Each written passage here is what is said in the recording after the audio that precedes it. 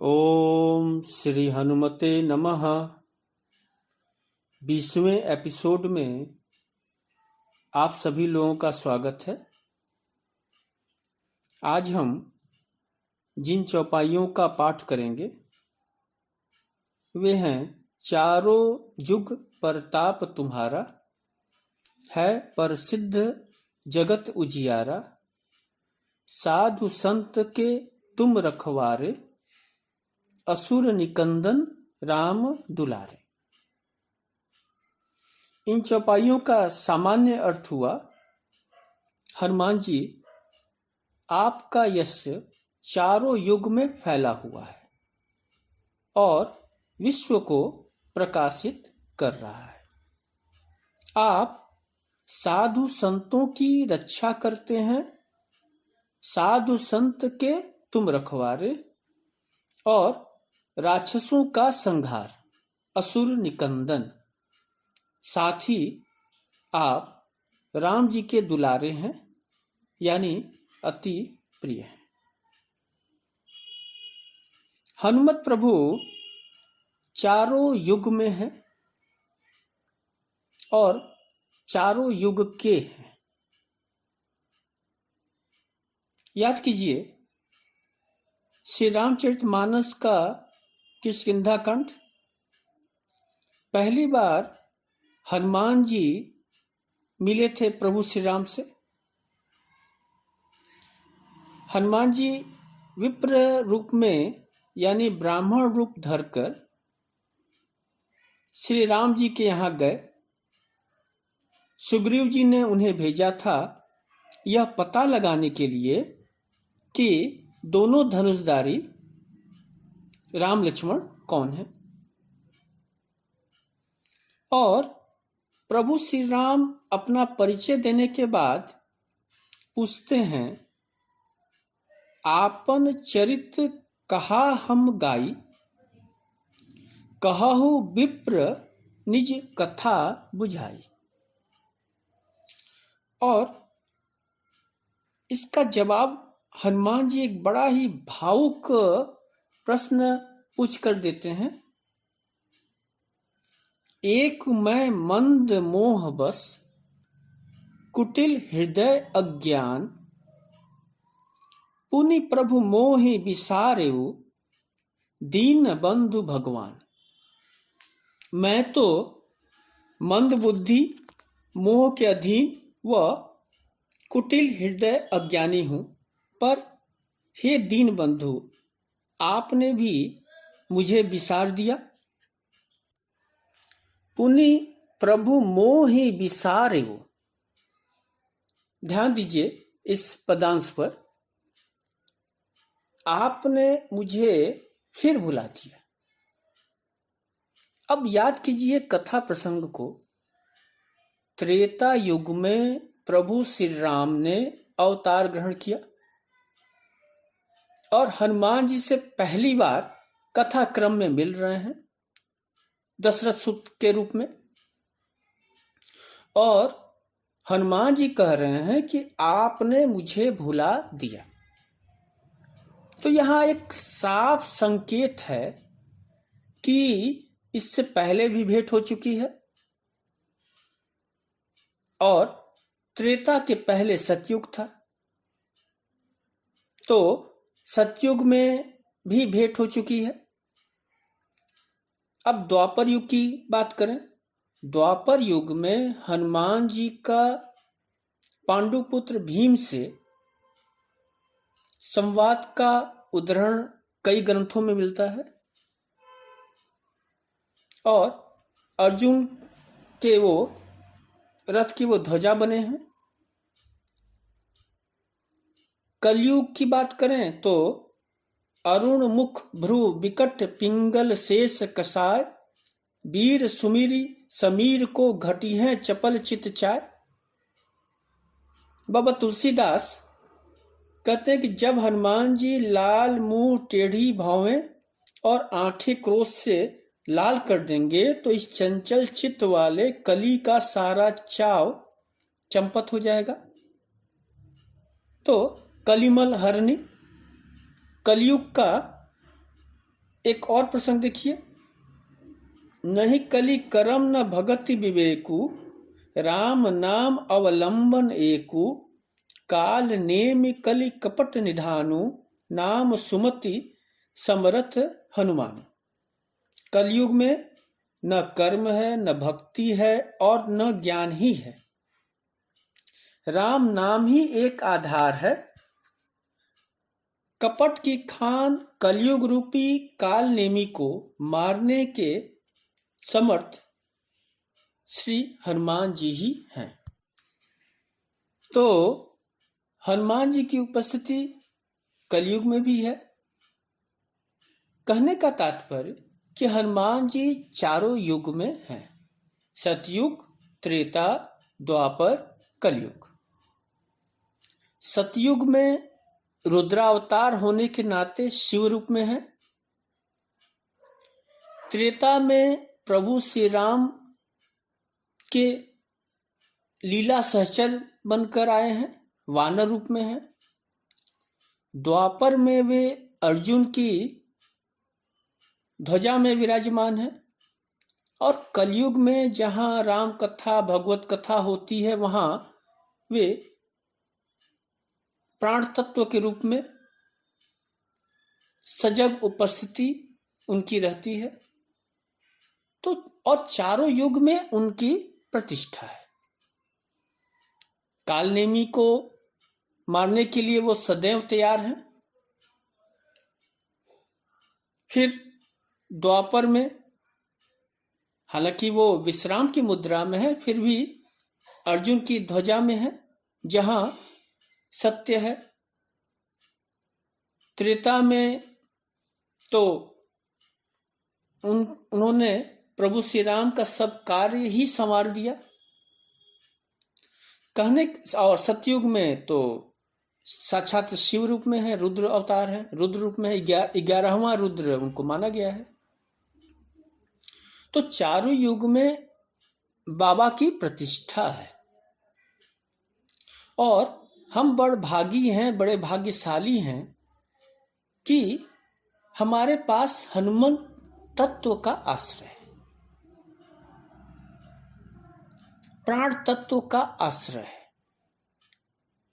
इसी शिव रूपी चेतना को देखकर याद कीजिए, काकभूषुंडी जी के गुरु ने महाकाल में बोला था, न जानामि योगम जपम नैव पूजा, न तोहम सदा सर्वदा शंभुतुभ्यम, जराजन्म दुखौद तातप्यमानम, प्रभो पाहि आपन्न मामिष शंभो। यह वही चेतना है जिसने तुलसीदास महाराज को गुरु स्वरूप दर्शन प्रदान किया था। और बाबा को कहना पड़ा, मंगल मूर्ति मारुति नंदन, सकल अमंगल मूल निकंदन, पवन तनय संतन हितकारी, हृदय विराजत अवध बिहारी। यानी मंगल मूर्ति मारुति नंदन, सकल अमंगल मूल निकंदन। निकंदन मतलब नाश। और फिर हनुमान जी हमारे मंगल मूर्ति हैं, अमंगल का नाश करते हैं। फिर पवन तनय संतन हितकारी, संतों का हित करते हैं। और हृदय में अवध बिहारी उनके विराजमान है। इस पद में मंगल मूर्ति मारुति नंदन, सकल अमंगल मूल निकंदन, पवन तनय संतन हितकारी, हृदय विराजत अवध बिहारी, इसमें वायु रूप में हनुमत प्रभु दिख रहे हैं। और आप सभी लोग को मालूम है कि वायु का मतलब होता है प्राण। आप इस प्राण तत्व के बिना क्या जिंदा रह सकते हैं? अब थोड़ी सी चर्चा हम लोग द्वितीय पद की कर लें। साधु संत के तुम रखवारे, असुर निकंदन राम दुलारे। हनुमान जी साधु संतों की रक्षा करते हैं, असुरों का संहार करते हैं और राम दुलारे हैं। इस पद में एक शब्द आया है राम दुलारे। दुलारा कहते लाडला, अतिशय प्रेम। तो राम दुलार मतलब राम का अति प्रिय। अब हनुमान जी प्रभु श्री राम के ऐसे सेवक हैं जिसका प्रति उपकार राम भी न कर सके। राम ते अधिक राम कर दासा। और कई बार प्रभु हनुमान लला की प्रशंसा करते हैं। सुनु सुत तो ही उरीन में नाही। काफी विचार करने के बाद हनुमान जी के बारे में श्री राम सोचते हैं कि इनसे उरीन हम नहीं हो सकते। मतलब त्रिलोक का स्वामी प्रति उपकार नहीं कर पा रहा है। देखूं करी विचार मत माही। मतलब विचार करने के बाद भी मैंने ये पाया कि तुमसे मैं उऋण नहीं हो सकता। अब इससे ज्यादा एक भक्त को और क्या चाहिए कि प्रभु नेह में बसा हो, प्रभु का नेह मिले। अब माता जानकी के भी दुलारे हैं हनुमान जी। और माताएं अक्सर अपने पुत्रों के लिए आशीर्वाद की झड़ी लगा देती हैं। तो अजर अमर गुण निधि सुत होहु, करहु बहुत रघुनायक छोहु। मतलब आशीर्वाद दिया कि अजर हो जाओ, कभी बुढ़ापा नहीं आए। और आप लोग ध्यान दिए होंगे कि हनुमान जी का जो भी चित्र हम लोग देखते हैं, जो छवि देखते हैं, जो मूर्ति देखते हैं, उसमें बुढ़ापा होता नहीं। वो चिर युवक है, चिर वो जो है कभी बूढ़े होते नहीं हैं। चारों युग बीत गया, फिर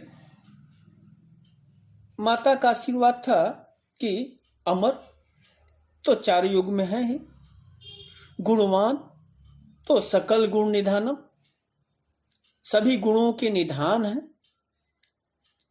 फिर माता जानकी को लगा कि कहीं कुछ छूट न जाए,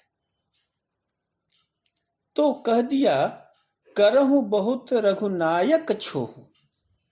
यानी रघुनाथ जी तुम पर कृपा करें। माता की समस्या देखिए, एक तरफ माता जानकी आशीर्वाद भी दे रही हैं और दूसरी तरफ सोच में पड़ी हैं कि हे हनुमान तुझे मैं क्या दूं। जबकि हनुमान जी को आशीर्वाद दिया अजर हो जाओ, अमर हो जाओ, गुणवान हो जाओ, राम कृपा तुम पर हमेशा रहे, रघुनाथ जी की कृपा तुम पर बनी रहे। और फिर हे हनुमान तुझे मैं क्या दूं। अति हरस मन तन पुलक लोचन सजल कह पुनि पुनि रमा। रमा मतलब सीता जी के लिए आया है। जय राम रमा रमनम समनम भवताप भयाकुल पाहि जनम। जब शंकर जी प्रभु की वंदना करते हैं तो जय राम रमा रमनम समनम, राम और रमा, तो रमा सीता जी के लिए प्रयुक्त होता है। तो अति हरस मन तन पुलक लोचन सजल कह पुनि पुनि रमा। का देऊं तो ही त्रैलोक महु। इस त्रिलोक में क्या मैं दे दूं, कपि किमापि नहीं बानी समा। तो अब इससे ज्यादा माता और क्या कर सकती है। अतः राम दुलारे हैं, जानकी दुलारे हैं, तो हनुमत प्रभु का प्रताप चारों युग में है। चारों युग में वो प्रकाशमान है, साधु संत के हित में और असुरों व आसुरी प्रवृत्तियों के निकंदन यानी नाश हेतु यह राम का दुलारा, यह जानकी मैया का दुलारा आज भी हमारे पास है, सजीव चेतना के रूप में पास है। हनुमत प्रभु जगत के प्राण है, राम के बाण है, जिमी अमोघ रघुपति कर बाना। और वैसे भी हम लोग साधारण वाक्यों में बोलते हैं आपस में बातचीत में कि ये राम बाण है, मतलब कि सभी रोगों की, सभी समस्याओं का एक उपाय। तो हनुमत प्रभु जगत के प्राण हैं, राम के बाण हैं और आश्रितों के लिए वो त्राण है, उनको वे परित्राण करते हैं। तो आइए ऐसे ही प्रभु का हम आह्वान करें, हनुमत लला का आह्वान करें, प्रार्थना करें और उनका आश्रय ग्रहण करें। तो आज बस इतना ही। नमस्कार।